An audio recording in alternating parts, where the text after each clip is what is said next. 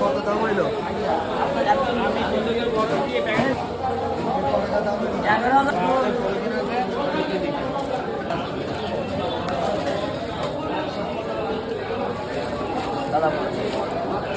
তাহলে ওই হ্যাঁ ছয়টা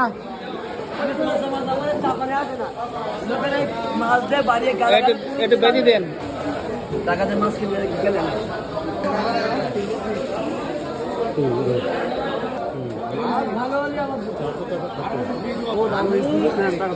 আমি ভালো জিনিস একটু কম নিলেন না এই টাকা দিলাম আপনাদের 3 লাখের চা খাই দিলাম আলহামদুলিল্লাহ খুশি হয়।